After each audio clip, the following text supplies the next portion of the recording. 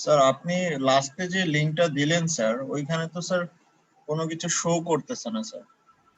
ওখানে কিছু নাই আর কি, এই জন্য আচ্ছা আচ্ছা, ঠিক আছে। প্রথমটাতে পাইছো না কিছু? জি স্যার। হ্যাঁ, আজকে আমরা শুরু করছি আমাদের একদম প্রথম ফর্মালি আমরা শুরু করছি।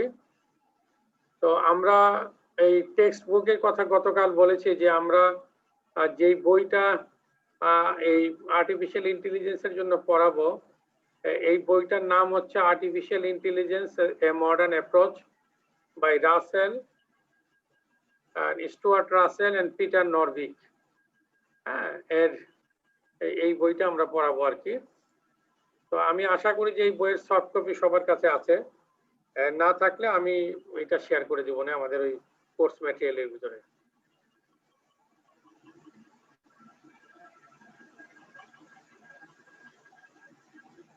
এখানে আমাদের কোর্সের অবজেক্টিভ গুলি বলা আছে যে কি কি জিনিস আমরা আসলে এই কোর্সের মাধ্যমে অ্যাচিভ করব, আর লার্নিং আউটকামও আমাদের এখানে বলা আছে। গতদিন আমরা আলোচনা করেছিলাম এই যে মার্কের ব্যাপারে, এগুলি আমরা তো জানি, এই জন্য আমরা আর ইয়ে করছি না। তো এইখানে আমরা একটা ডায়াগ্রাম দেখানোর চেষ্টা করেছি যে এআই এর সাথে কি কি এরিয়া আছে এবং তাদের ডিপেন্ডেন্সি আছে। তো এইখানে ধরো আমাদের একটা জিনিস আমরা বলছি সার্চ।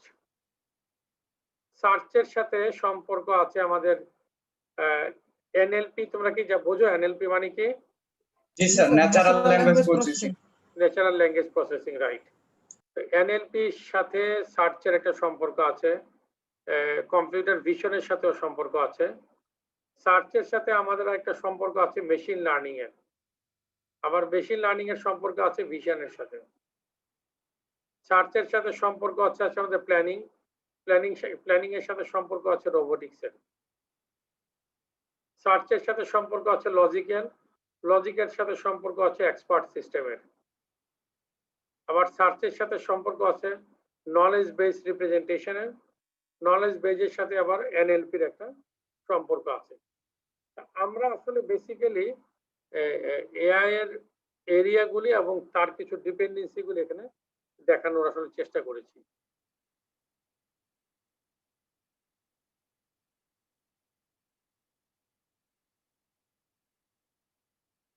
এইখানে আমরা আর্টিফিশিয়াল ইন্টেলিজেন্সের একটা ডেফিনেশন দেওয়ার আসলে চেষ্টা করছি, যদিও এরকম কনক্রিট কোনো ফর্মাল ডেফিনেশন নাই, তারপরও আমরা এটাকে ডিফাইন করার জন্য বিভিন্ন রকমের জিনিসপত্র ব্যবহার করি। তো তার কিছু জিনিস আমরা এখানে আলোচনা করছি। তো আর্টিফিশিয়াল ইন্টেলিজেন্স বলতে আমরা যেটা বলতেছি, মেকিং কম্পিউটারস দ্যাট থিঙ্ক। মানে আমরা এমন কম্পিউটারটাকে এইভাবে রিপ্রেজেন্ট করতে চাই যাতে সে কোনো কিছু চিন্তা করতে পারে। আরেকটা ডেফিনিশনের ভিতরে আমাদের পড়তেছে যে আমরা এরকম ধরনের অটোমেশন চাই লাইক হিউম্যান, যেমন হিউম্যান নিজে থেকে কিছু চিন্তা করতে পারে, ডিসিশন মেকিং এর জন্য সে কিছু চিন্তা করতে পারে, লার্নিং তার আছে। আরেকটা ডেফিনেশন আছে, the art of creating machines that perform functions that require intelligence when performed by people.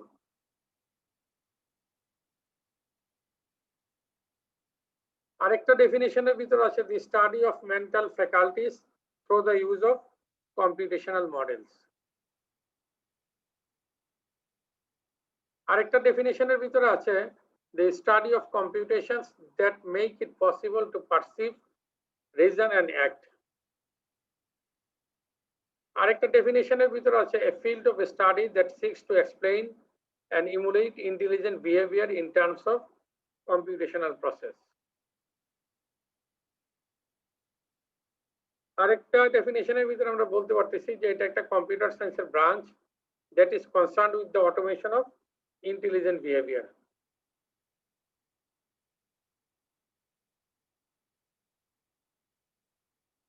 আরেকটা ডেফিনেশনের ভিতরে আছে যে আমরা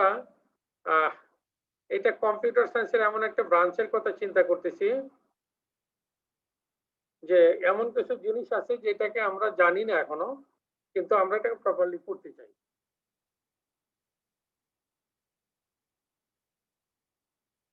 তো আমরা এখানে এআই এর ইয়েতে বলতেছি there is no single definition but several approaches that Russell Norvig summarized in 4 main ones. এখানে আমরা বলতেছি যে এআই এর জন্য আমাদের ফর্মাল কোনো আসলে সিঙ্গেল ডেফিনেশন নাই, কিন্তু আমরা যেই বইটা পড়তেছি এই বইটার ভিতরে 4টা 4 মেইন আইডিয়াস আসলে ডিফাইন করা হয়েছে, এবং এই আইডিয়াগুলি আসছে ডাইভার্স এরিয়া থেকে, যেমন ফিলোসফি থেকে, ম্যাথমেটিক্স থেকে, সাইকোলজি থেকে, বায়োলজি থেকে।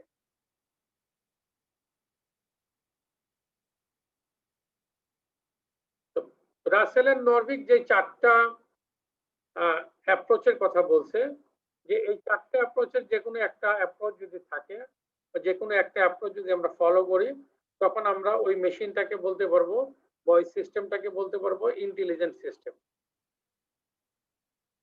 প্রথম অ্যাপ্রোচটাকে বলতেছে systems that act like human.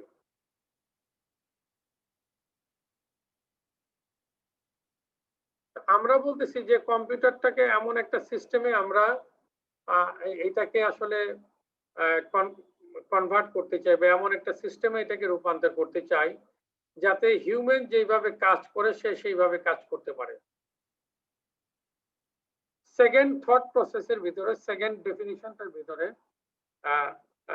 Rasel এবং নরভিগ যেটা বলতেছেন সেটা হচ্ছে যে যদি একটা সিস্টেম মানুষের মতো চিন্তা করতে পারে তাহলে এই সিস্টেমটাকে ইন্টেলিজেন্ট সিস্টেম বলবো।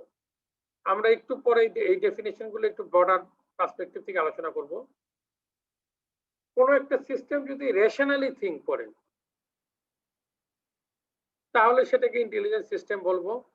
কোন একটা সিস্টেম যদি রেশনালি কাজ করে তখনও আমরা এটাকে ইন্টেলিজেন্ট সিস্টেম বলবো।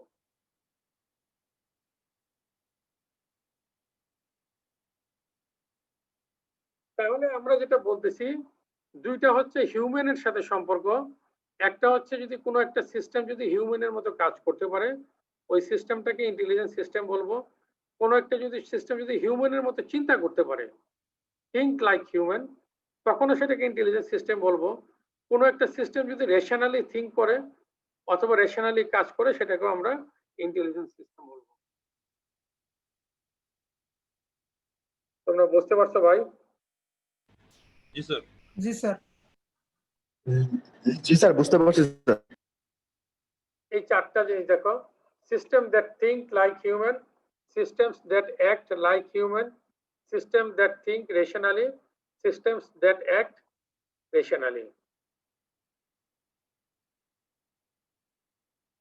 তো আমরা বেসিক্যালি এই যে রেড কালার করা যে অংশটা system that act like human, মানে ইন্টেলিজেন্ট সিস্টেম বলতে গেলে আমরা এমন একটা সিস্টেমকে বলবো যে সিস্টেমটা হিউম্যানের মতো আসলে কাজকর্ম করতে পারে।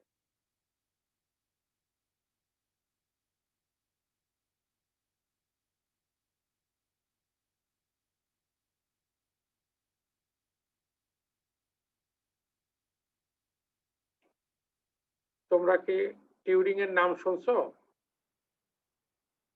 জি sir, Alan Turing. Alan Turing, হ্যাঁ।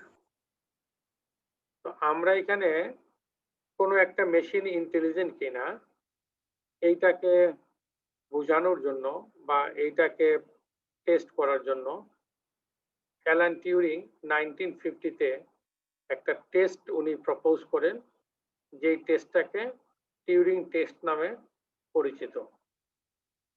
আমি আবার বলতেছি যে অ্যালান টিউরিং 1950-তে একটা টেস্ট উনি প্রপোজ করেন, যেই টেস্টটা দিয়ে আসলে উনি বোঝানোর চেষ্টা করতেছেন যে যদি মেশিনটা এই টেস্টটাকে পাস করে তাহলে এই মেশিনটাকে বলবো ইন্টেলিজেন্ট মেশিন।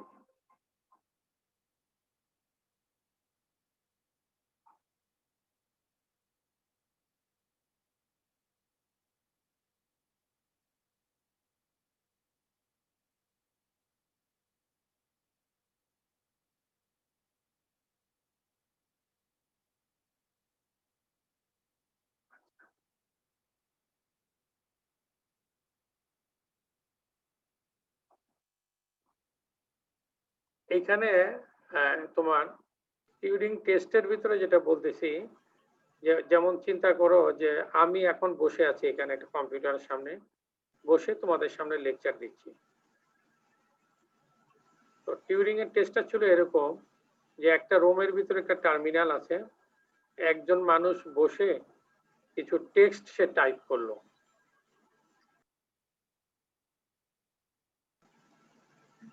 অপর পাশ থেকে একজন এই প্রশ্নের রিপ্লাই দিল,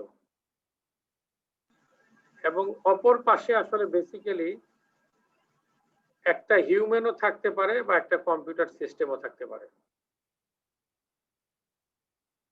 এখন তুমি যদি বুঝতে পারো যে উত্তরটা হিউম্যানের কাছ থেকে আসছে না কম্পিউটারের কাছ থেকে আসছে,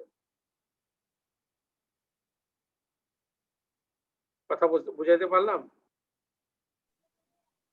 জি স্যার। স্যার আর একটু যদি ক্লিয়ার করতে স্যার। হ্যাঁ বলতেছি, তুমি একটা প্রশ্ন করলা, ধরো তুমি একটা কম্পিউটারে, তোমার কাছে একটা কম্পিউটারের টার্মিনাল আছে, একটা ইন্টারফেস আছে, এই ইন্টারফেসে তুমি একটা প্রশ্ন করলা, অপর পাশ থেকে তোমার প্রশ্নের উত্তর দেওয়ার জন্য দুইটা জিনিস আছে, একটা আছে কম্পিউটার বেসড একটা সিস্টেম আছে, আরেকটা আছে হিউম্যান। এখন তাহলে দুইজনের যে কেউ উত্তর দিতে পারে, তাই না? জি স্যার। ইদার কম্পিউটার উত্তর দিতে পারে অথবা হিউম্যান উত্তর দিতে পারে, তাই না? জি স্যার।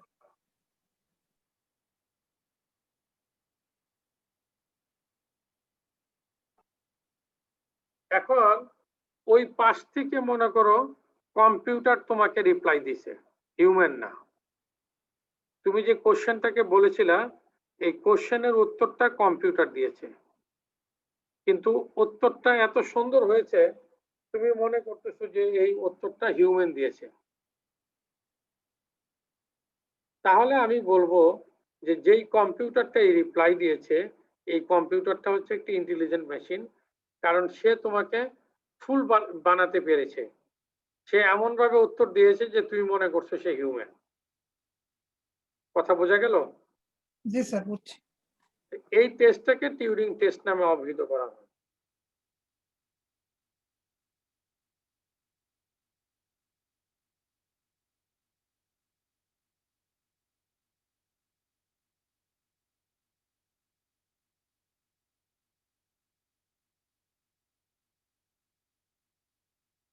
তো একটা সিস্টেম হিউম্যানের মতো বিহেভ করতে গেলে তার এইসব আসলে ন্যাচারাল ল্যাঙ্গুয়েজ প্রসেসিং এর অ্যাবিলিটি তার থাকতে হবে, তার নলেজ রিপ্রেজেন্টেশনের সক্ষমতা থাকতে হবে, তার অটোমেটেড রিজনিং এর সক্ষমতা থাকতে হবে, তার মেশিন লার্নিং এর সক্ষমতা থাকতে হবে।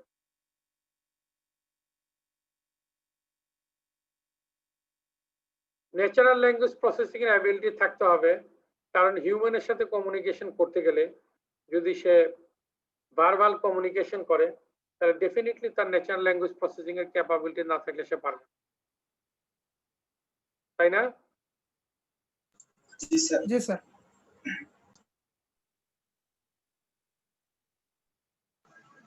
নলেজ রিপ্রেজেন্টেশন করার তার সক্ষমতা থাকতে হবে। তারপরে অটোমেটেড রিজনিং এর সক্ষমতা তার থাকতে হবে, আর লার্নিং ক্যাপাবিলিটি থাকতে হবে যাতে নতুন সার্কামস্টেন্সেসকে সে অ্যাডাপ্ট করতে পারে।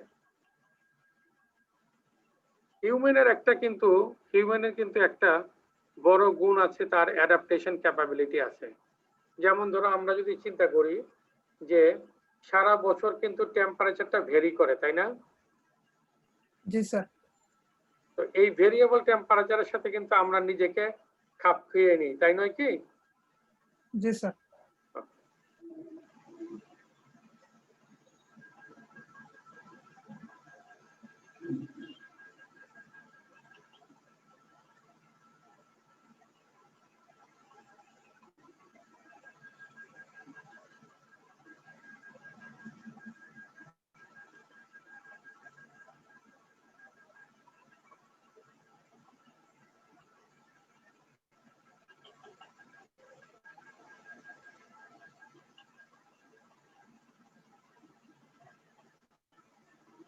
টুরিং টেস্টের জন্য আমাদের আরো দুইটা ইস্যুস যোগ করতে হবে। একটা হচ্ছে কম্পিউটার ভিশন। এই ভিশন দিয়ে হচ্ছে তোমার কোনো কিছু অবজেক্ট যদি হয় তাহলে সেটাকে পারসিভ করার জন্য। আর রোবোটিক্স এর কিছু জিনিসপত্র থাকতে হবে, যদি আর্মটা মুভ করতে হয়, তো এই জাতীয় জিনিসপত্রগুলি থাকা দরকার।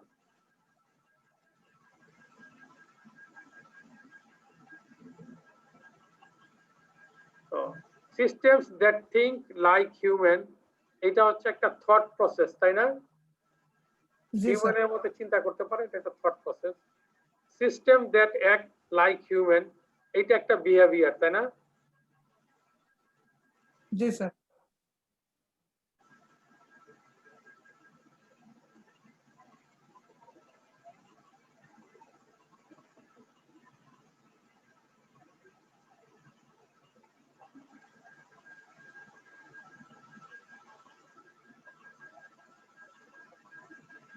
systems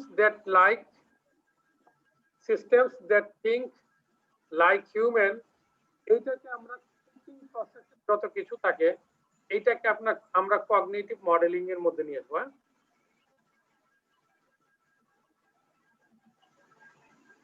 স্যার এটা বুঝি নাই স্যার।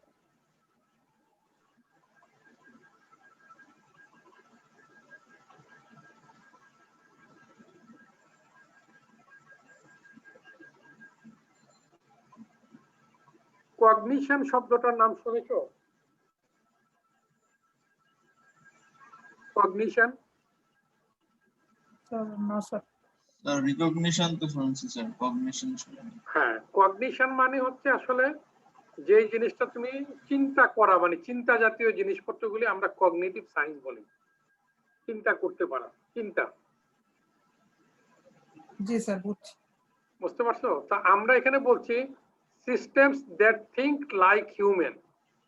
তো যেহেতু এখানে থিঙ্কিং এর বিষয় আছে, তাহলে আসলে এখানে কগনিশনটা আসবে।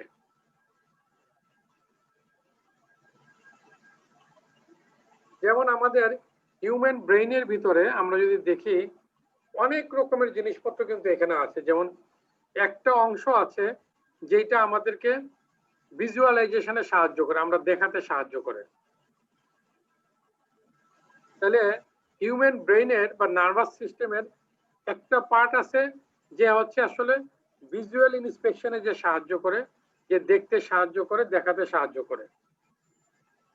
একটা পার্ট আছে যে চিন্তা করতে সাহায্য করে, মানুষ চিন্তা করতে পারে, তাহলে এটা হচ্ছে কগনিটিভ। একটা পার্ট আছে যে আমাদের বডি অথবা আমাদের আর্মস যেগুলি আছে এগুলির মুভমেন্টে সাহায্য করে, তাহলে এটা হচ্ছে বিহেভিয়ারাল পার্ট, তাই নয় কি? জি স্যার। তার মানে হচ্ছে আমরা systems that think like human, এরকম যদি একটা সিস্টেম আমরা বানাতে চাই, যে সিস্টেমটা হিউম্যানের মতো চিন্তা করতে পারে, তাহলে ওই সিস্টেমটার ভিতরে আমাদের আসলে একটা কগনিটিভ মডেলের একটা জিনিস রাখতে হবে। কথা বোঝা গেছে? জি স্যার। জি স্যার।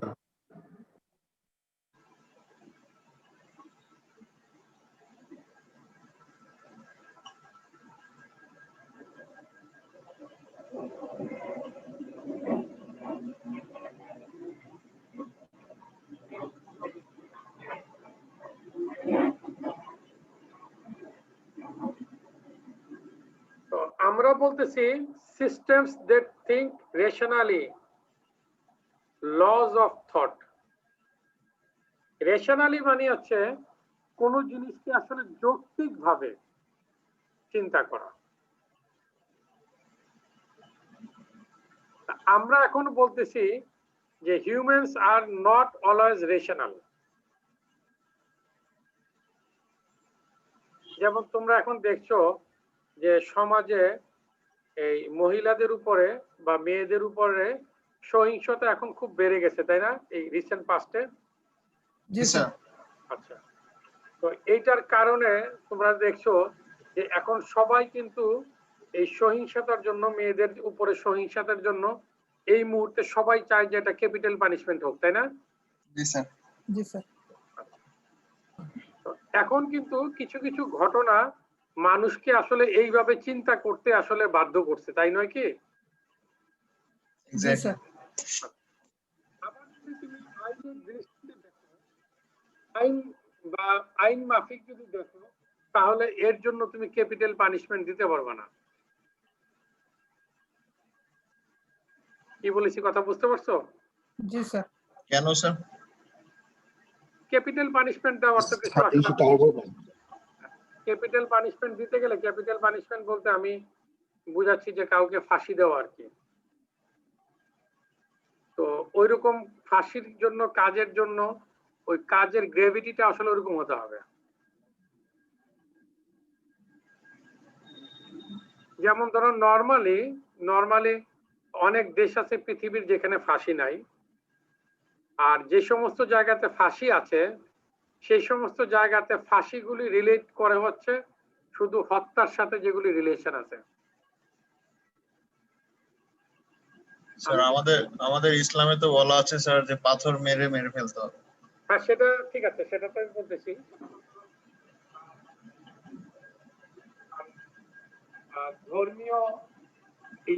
ধর্মীয় শাস্তি, ধর্ম অনুযায়ী শাস্তি আমাদের ইসলামে হয়তো একরকম আছে, অন্য ধর্মে আরেক রকম আছে। তো যেমন ধরো একজন লোক খাদ্যে ভেজাল মিশাইলো, এই ফুডের এই অ্যাডাল্ট্রেশনের কারণে এরকম হলো যে প্রচুর লোকের লিভার কিডনি নষ্ট হয়ে মারা গেল। তো যদিও সে মানে খাদ্যে ভেজাল করছে, কিন্তু এই ভেজালের আলটিমেট যে তোমার মানে কি বলবো, আলটিমেট যে কনসিকুয়েন্সেস সেটা হচ্ছে ডেথ। তো সেই কারণে খাদ্যে ভেজালের সর্বোচ্চ শাস্তি অনেক সময় অনেক জায়গাতে তোমার মৃত্যুদণ্ড পর্যন্ত আছে। এনিওয়ে, আমি বলছি যে আমরা এখন যে ক্যাপিটাল পানিশমেন্ট চাচ্ছি, এটার যৌক্তিকতা আমাদের কাছে যে যৌক্তিকতাটা আসছে যে আমাদের সমাজে এটা একটা মহামারীর মতো হয়ে গেছে এখন, এবং মানুষ খুব, বিশেষ করে আমাদের সমাজের নারী যারা আছেন ওনারা খুব আনসেফ এবং আনসিকিউর অবস্থায় আছেন। তাহলে এই অবস্থাটা মানুষকে আসলে এইরকম চিন্তা করতে আসলে এখন ফোর্স করতেছে যে না, যদিও এটা ক্যাপিটাল পানিশমেন্টের উপযুক্ত না, কিন্তু এখন সমাজে যেইভাবে এটার ব্যাপকভাবে ছড়াচ্ছে এইটাকে আসলে কোনোভাবেই অ্যাকসেপ্ট করা যাচ্ছে না। আমি কি কথা বুঝাতে পারলাম? জি স্যার। জি স্যার। অনেক সময় হয় যে যেমন ধরো তুমি আজকে দেখলা যে একটা রোড অ্যাক্সিডেন্ট, সিভিয়ার একটা রোড অ্যাক্সিডেন্ট দেখলা, যে তুমি অ্যাক্সিডেন্টের সময় তুমি ধরো একটা হাইকোর্টের জাজ, তুমি আজকে একটা রায় দিবা, এরকম অ্যাক্সিডেন্ট সংক্রান্ত আগের একটা রায় দিবা। তো আজকে যখন তুমি অফিসে আসছো, অফিসে আসার সময় তুমি দেখলা যে সেগুন বাগিচার এখানে এই তোমার হাইকোর্টের যে মোড়ে একটা সিভিয়ার অ্যাক্সিডেন্ট হয়েছে, 5 জন লোক মারা গেছে। তুমি আইসা এই তুমি অ্যাক্সিডেন্টটা ঘটতে দেখো নাই, কিন্তু তুমি অফিসে ঢোকার সময় লাশগুলি দেখছো পড়ে আছে। অথচ এই অ্যাক্সিডেন্টের জন্য কিন্তু ড্রাইভার এবং পথচারী দুইজনেরই কিন্তু দায় থাকতে পারে, পারে না? জি স্যার পারে। আচ্ছা, কিন্তু যখন তুমি ইয়াটা দেখছো, অ্যাক্সিডেন্টটা দেখছো, তখন কিন্তু পথচারীর কোনো দায় তোমার মাথায় ন্যাচারালি আসবে না। তোমার কাছে আসবে হচ্ছে অ্যাক্সিডেন্টের সিভিয়ারিটিটা।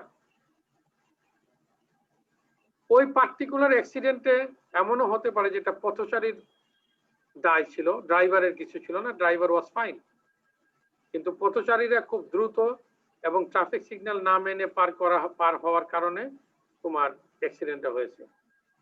কিন্তু তুমি যখন ওই ঘটনাটা না দেখে শুধু অ্যাক্সিডেন্টের কনসিকুয়েন্সটা দেখছো, দেখে কিন্তু তোমার ডেফিনেটলি মানে you will be more biased on the people rather than the driver. কথা বুঝতে পারছো? জি স্যার। তো এই জন্য আমি বলছি যে হিউম্যানের যে লস অফ থট, এটা সব সময় রেশনাল নাও হতে পারে, এটা সামটাইমস কোনো কিছু জিনিস দিয়ে এটাকে ড্রাইভ করতে পারে। কথা ক্লিয়ার? জি স্যার।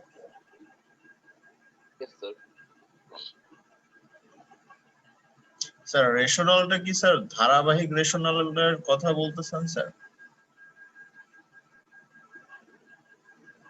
না, রেশনাল মানে হচ্ছে যেটা লজিক্যাল, মানে আচ্ছা স্যার যেটা যুক্তিসঙ্গত ভাবে হবে। রাইট, যেটাকে জি। তুমি একটু যুক্তি দিয়ে একটা ল দিয়ে যেটাকে তুমি ডিফাইন করতে পারবে। জি স্যার।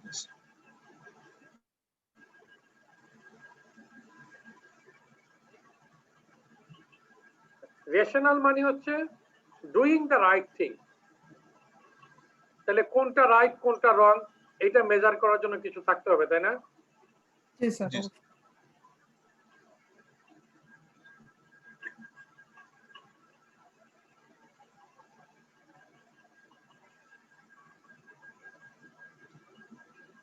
তা আমরা বলতেছি লজিকটা হচ্ছে আসলে একটা রেশনালের পার্ট হবে, যেহেতু আমরা বলতেছি যে রেশনাল মানে হচ্ছে কোনো জিনিসকে লজিক্যালি পারফর্ম করা।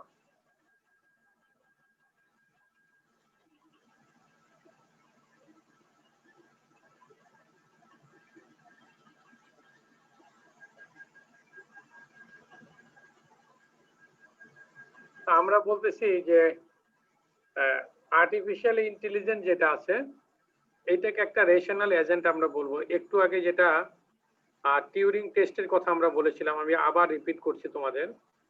মনে করো আমি একটা রুমের ভিতরে আছি, এই রুমে আমার কাছে একটা কম্পিউটার টার্মিনাল দেওয়া আছে, পাশের একটা রুম আছে যে রুমের ভিতরে একটা কম্পিউটার সিস্টেম আছে আর একটা হিউম্যান আছে। তা আমি এই রুম থেকে যখন কোনো প্রশ্ন করি, ওই রুম থেকে উত্তর দেয় ইদার কম্পিউটার অথবা হিউম্যান।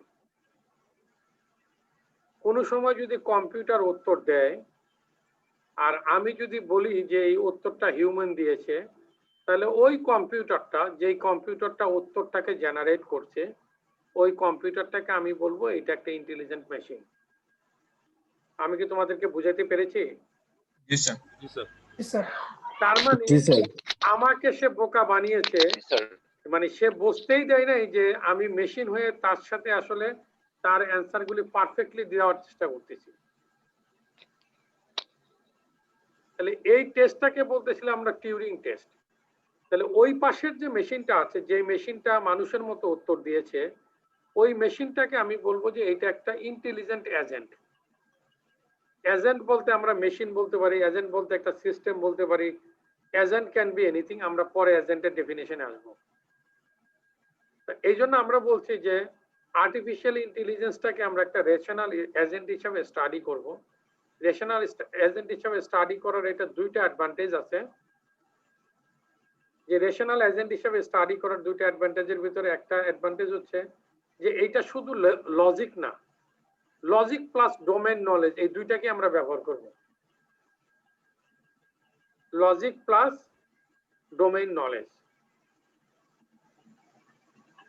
আরেকটা হচ্ছে যে লজিক্যাল রেশনাল এজেন্ট যদি হয় তাহলে it allows extension of the approach with more scientific মেথোডোলজিস।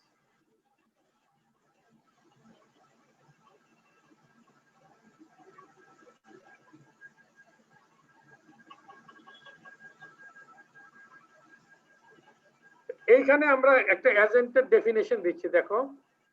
An agent is an entity that perceives and acts. আমরা এজেন্টকে একটা এন্টিটি বলতেছি যে কোনো কিছু পারসিভ করতে পারে, কোনো কিছু বুঝতে পারে এবং কোনো অ্যাকশনকে ইমপ্লিমেন্ট করতে পারে।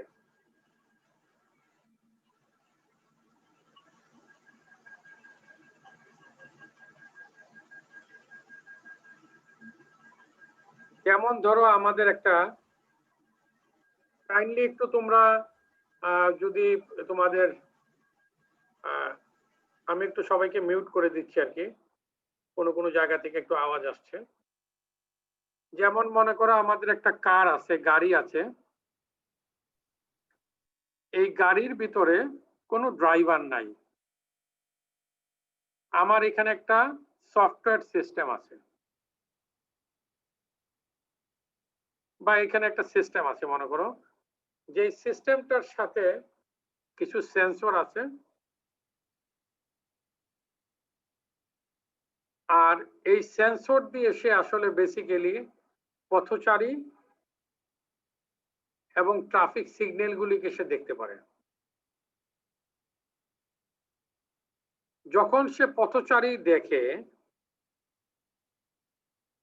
তখন এই সেন্সরের মাধ্যমে এই সফটওয়্যার সিস্টেমটা করে কি গাড়ির স্পিডটাকে কমিয়ে দেয়। যখন সে দেখে যে ট্রাফিকের লাল বাতি জ্বলতেছে তখন এই সফটওয়্যার সিস্টেমটা গাড়িকে বলে যে তুমি গাড়ির ব্রেকটাকে সে চাপার জন্য ব্যবস্থা করে। আমি কি কথা বুঝাতে পারলাম? Yes, sir. তার মানে হচ্ছে একটা এজেন্ট হতে গেলে তার ভিতরে দুইটা প্রপার্টি থাকতে পারে হবে। একটা হচ্ছে সে কোনো কিছু পারসিভ করার, কোনো কিছু বুঝতে পারার তার ক্ষমতা থাকতে হবে, এবং কোনো একটা যেটা বুঝবে কোনো একটা অ্যাকশনকে এক্সিকিউট করার ক্ষমতা থাকতে হবে। আমি কিন্তু শুরুতেই তোমাদেরকে বলেছিলাম এই গাড়ির ভিতরে কোনো ড্রাইভার নাই। এখন সেন্সর দিয়ে তুমি দেখতে পারলা যে লাল বাতি জ্বলতেছে, তাহলে তোমাকে ব্রেক চাপার একটা ব্যবস্থা করতে হবে না? Yes, sir. তার মানে এই অ্যাকশনটাকে ইমপ্লিমেন্ট করার জন্য তোমার কাছে কোনো মেকানিজম আসলে থাকতে হবে। তাহলে একটা হচ্ছে সেন্সিং, আরেকটা হচ্ছে অ্যাক্টিং। একটা জিনিস তুমি সেন্স করলা, ওই সেন্স করা জিনিসটাকে তুমি প্রসেস করে দেখলা যে এখন যে অবস্থা আছে গাড়ির স্পিডটা 10 কিলোমিটার কমাতে হবে। তাহলে একটা এজেন্ট হতে গেলে তার পারসিভ করার মতো কিছু ব্যবস্থা থাকতে হবে, আর অ্যাকশনকে ইমপ্লিমেন্ট করার মতো কোনো ব্যবস্থা থাকতে হবে। কথা ক্লিয়ার? জি sir. Yes, sir.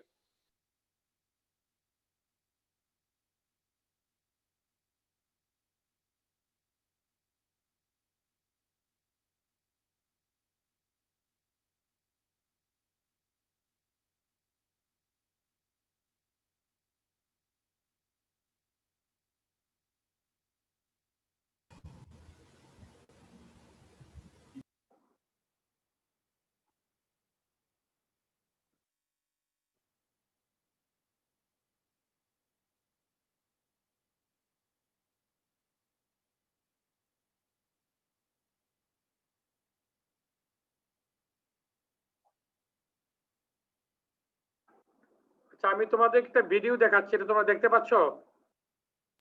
Yes, sir. দেখা যাচ্ছে। আচ্ছা, ঠিক আছে।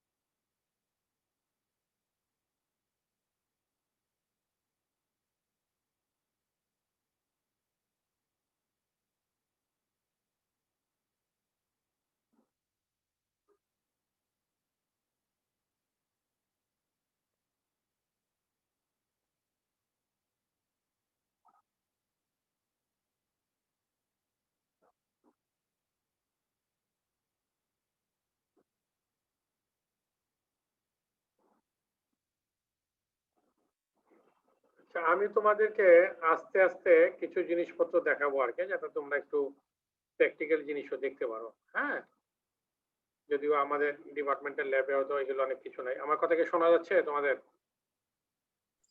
জি স্যার। জি স্যার। এখানে আমরা দেখলাম যে একটা মগ ছিল, এই মগটাকে একটা গ্রিপার দিয়ে ধরছে, তাই না? জি স্যার। আচ্ছা, মগটা আছে কিনা এটা দেখার জন্য সেন্সর লাগবে না? জি। লাগবে? জি স্যার। আচ্ছা, মগটাকে ধরার জন্য গ্রিপারটা লাগবে না? জি স্যার, লাগবে স্যার। আচ্ছা, এবং মগ দেখার পরে যেটা ধরতে হবে এইটাতে একটা ইনস্ট্রাকশন দিতে হবে না? জি স্যার। তাহলে আমি বলবো যে একটা এজেন্টের মধ্যে আসলে তিনটা জিনিস থাকবে। দুইটা হচ্ছে রিলেটেড টু দ্য হার্ডওয়্যার, একটা হচ্ছে ধরার জন্য তার একটা গ্রিপার লাগবে, আমি যেটা বললাম অ্যাকশনটাকে ইমপ্লিমেন্ট করার জন্য একটা হার্ডওয়্যার লাগবে, আর এনভায়রনমেন্টটাকে দেখার জন্য একটা হার্ডওয়্যার লাগবে। যেমন সেন্সর দিয়ে আমি মগটাকে দেখছি যে কোন জায়গায় মগ আছে কোন জায়গায় নাই। কথা ক্লিয়ার? জি স্যার। তাহলে আমি যেটা আজকে যে জায়গাতে আমরা শুরু করেছিলাম, যে আমাদের সরি এই জায়গাতে ছিল an agent is an entity that perceives and acts, যে কোনো কিছু পারসিভ করতে পারে এবং কোনো কিছু করতে পারে, এই দুইটা অ্যাবিলিটি যার থাকবে সেই এজেন্ট হবে। তো সেই ক্ষেত্রে আমরা দেখলাম যে একটা রোবট হচ্ছে একটা এজেন্ট। একটু আগে আমরা যেটা দেখালাম এটা ক্যাপারা রোবট, একটা এই রোবটটা একটা এজেন্ট, কারণ সে এনভায়রনমেন্টে যে একটা মগ আছে সেটা সে দেখতে পেরেছে এবং গ্রিপার দিয়ে এই মগটাকে সে উঠাইতে পেরেছে। তার মানে সে এনভায়রনমেন্টটাকে পারসিভ করতে পারে, বুঝতে পারে এবং সেই অনুযায়ী সে কাজ করতে পারে। কথা ক্লিয়ার? Yes, sir.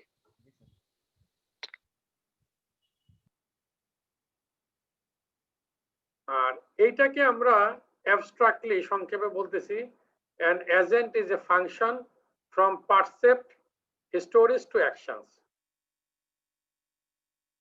এজেন্টটাকে আমি ম্যাথমেটিক্যালি এখন রিপ্রেজেন্ট করতেছি। ম্যাথমেটিক্যালি রিপ্রেজেন্ট করতেছি এরকম যে এজেন্টের কাজ হচ্ছে এনভায়রনমেন্ট থেকে ইনফরমেশন কালেক্ট করা এবং সেই ইনফরমেশনের উপর বেসিস করে কোনো একটা অ্যাকশন জেনারেট করা। তার মানে পারসেপ্ট অ্যাকশন, এই পি দিয়ে হচ্ছে পারসেপ্ট আর এ দিয়ে হচ্ছে আমাদের অ্যাকশন। কথা clear? Yes, sir. Yes, sir.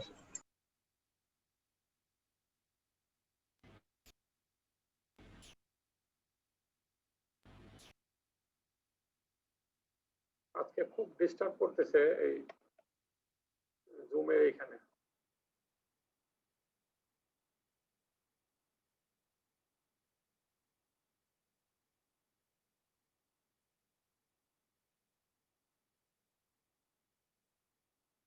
আচ্ছা, আর্টিফিশিয়াল বলতে আমরা বলতেছি যে produced by human art or effort rather than originating naturally. একটা রোবট অটোমেটিক্যালি জন্মাবে না, জন্মাবে? No, sir. তাহলে এটা কোনো হ্যাঁ স্যার। হ্যাঁ, কোনো হিউম্যান দিয়ে মানে কোনো এফোর্ট দিয়ে এটাকে আসলে জেনারেট করতে হবে। আর ইন্টেলিজেন্সের ডেফিনিশনে আমরা বলতেছি এখানে is the ability to acquire knowledge and use ইট।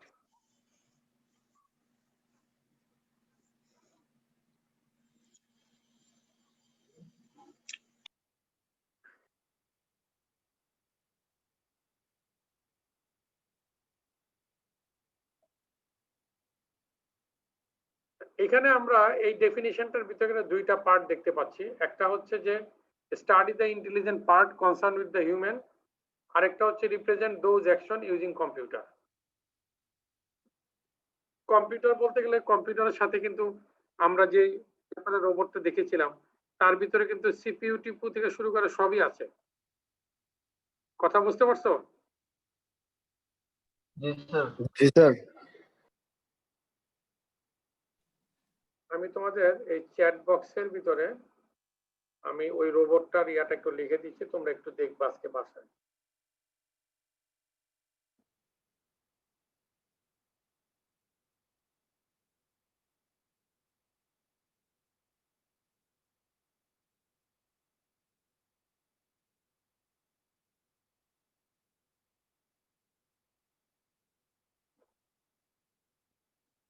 এই দুইটা জিনিস একটু লিখে নাও। হ্যাঁ, একটা হচ্ছে ক্যাপেরা রোবট, এটার একটা ইউটিউবে কিছু ইয়ে দেখবা। আরেকটা হচ্ছে প্রফেসর রুডনি ব্রুক, উনি এমআইটির নাম শুনছো তোমরা? জি স্যার। উনি জি স্যার, শুনেছি স্যার। এমআইটির খুব বিখ্যাত একজন প্রফেসর ছিলেন রোবোটিক্সের। ওনারও বেশ কিছু রোবোটিক্সের টিউটোরিয়াল আছে আর কি, যেগুলি ইন্টেলিজেন্ট রোবট। হ্যাঁ, তো এইগুলি একটু দেখলে যে সুবিধা হবে, আমরা যখন পড়াবো তখন টার্মস এন্ড টার্মিনোলজি গুলি তুমি চিন্তা করে মিলাতে পারবা। হ্যাঁ, ঠিক আছে। Yes, sir.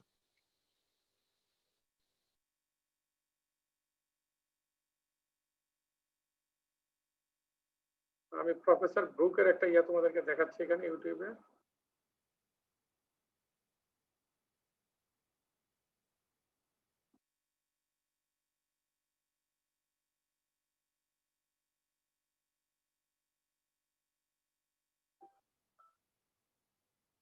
স্যার অডিও আসে না তো।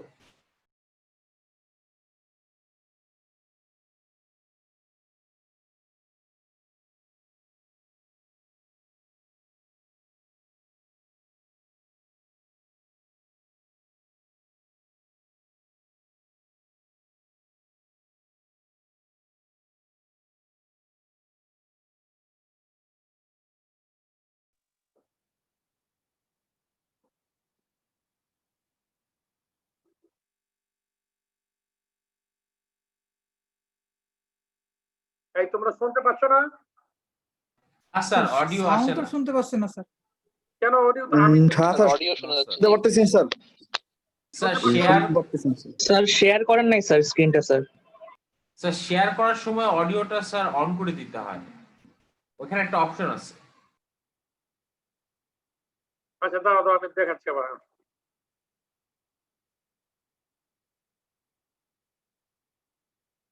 এখন শোনা যাচ্ছে? না স্যার। না স্যার। আচ্ছা, শোনা যায় না।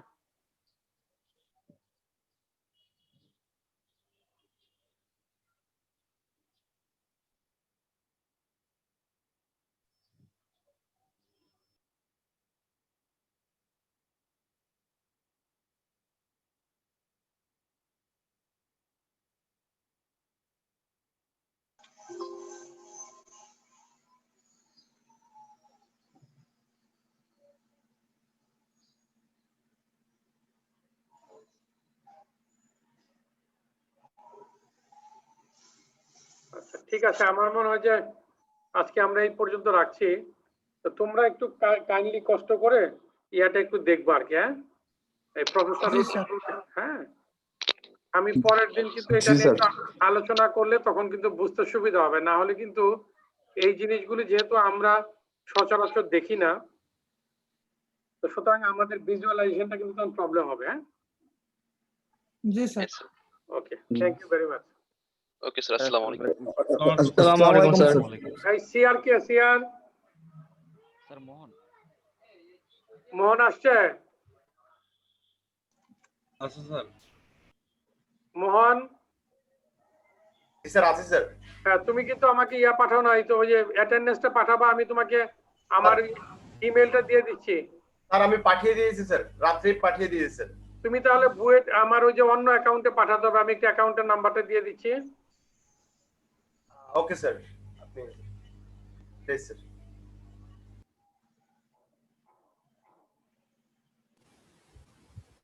হ্যালো স্যার আপনি যেটা থেকে স্যার আমাকে মেল করেছেন স্যার, ওটাতে পাঠিয়েছি স্যার।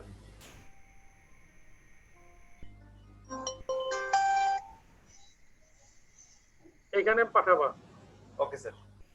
আর তোমার ফোন নাম্বারটা একটু আমার চ্যাট বক্সে দাও তো। আচ্ছা স্যার।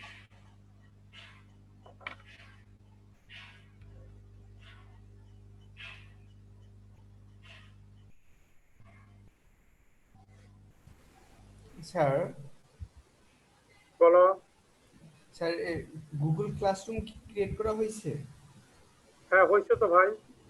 স্যার কোডটা দেওয়া যাবে স্যার? কোডটা সবার কাছে শেয়ার করা আছে, তুমি কারো কাছে কোডটা নিয়ে নিও। হ্যাঁ, জি স্যার, জি স্যার, অথবা আমার কাছে ইমেল করলে আমি দিয়ে দিব। জি স্যার, সমস্যা নেই, নিয়ে নেবো। স্যার টেক্সট বুকটা কি আপনি দিয়ে দিবেন নাকি আমরা কালেক্ট করে নিব? তোমরা কালেক্ট করে নিলে ভালো হবে। আচ্ছা, ঠিক আছে। তোমার নাম্বার কত? 016-451-63757। জি স্যার। 016-451-63757, ঠিক আছে? জি স্যার, ঠিক আছে sir. Okay, thank you sir. so thank you very much. জি স্যার।